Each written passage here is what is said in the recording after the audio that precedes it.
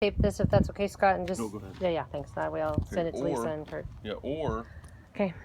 you can break off this, re-pour a base, and then do your poured in place on. If I do poured in place on top of this, because right now it's going to crack right down the middle. Because there's a crack where? Here. Now, is that called the bond beam? This is the bond beam of the pool. Okay, so that's cracking. This was added to the shell. Well, this is the brick decorative edge, right? Somebody added this, correct? Okay. So the problem of the day is the pool was installed 2 inches too high. Correct. Because the deck has to be below the pool line. The weep screed. Below the weep screed, and that means if it meets up with the pool at a plumb line, it's going to be, it can't be. Basically, it wouldn't meet code because it's above the weep screed. So we have to put planters in against the house, except where the doors are. And make a crooked deck. And then have a drain. If I do planters, then I can flatten the deck out. What happens with the door? At the door, I just come into the door and you have it slopes into the planters. Okay, so that could be done. That's the cheapest way to go? That would be the cheapest way to go, to put planters. Okay. If you want to go all the way to the house, I mean, underneath the window. Yeah, we need a little bit of something anyway. You need a planter anyway, because you've got some ugly stuff right there. Exactly. So, you could put a planter there. Okay. You'd have one on the left side of the door, one on the right side of the door. Okay, but how does it affect this patio over near the house? You'd have to put a planter underneath, where you're talking about. Over near the house? No, there's a door. I'm putting in a 16-foot sliding door. Right. So that's your Achilles heel then. It is, because of my weep screed. So the house is too low and the pool is too high.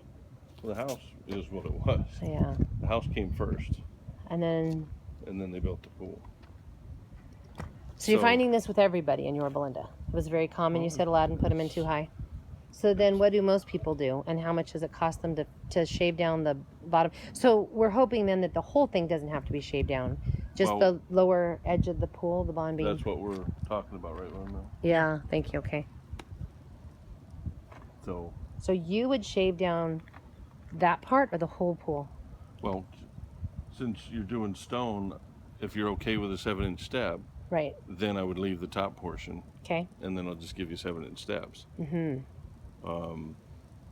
you're not, then I'd make everything 1 7-inch step. Right. I mean, or if you changed your mind and went with tile, then you'd have a problem because you have to go in 6-inch increments.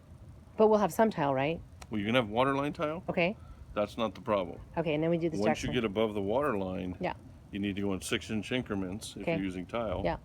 Or if you're using stone, it doesn't matter. I think he bid us for the stone. He did. Okay, and the stone, and so part of that bid that we're already paying for, or whatever, if you will, is the Shenandoah, that mixed or whatever, right? Which was fine. I like that. And then the tile that we picked. Yeah, all that still is fine. So the skimmer that changes? No. Skimmer would go down 2 inches. I'd have to shoot it and see where the water hits the. So you came out today to shoot the grade, and you found there's a problem. Well, because originally my scope our scope didn't include anything that touched the house. Right. So it was come in, do the pool, and get you swimming. Right. But then I've created a problem for somebody else. Yes, I appreciate you addressing that. So and created a problem for you. Right, exactly. So you're saying we're a day behind if they scrape down that bond beam. Yeah, what I'd like to do is I'm going to give you a price to take the patio down, take the deck out, get everything graded out, chip the bond beam down. Then we have a clean slate.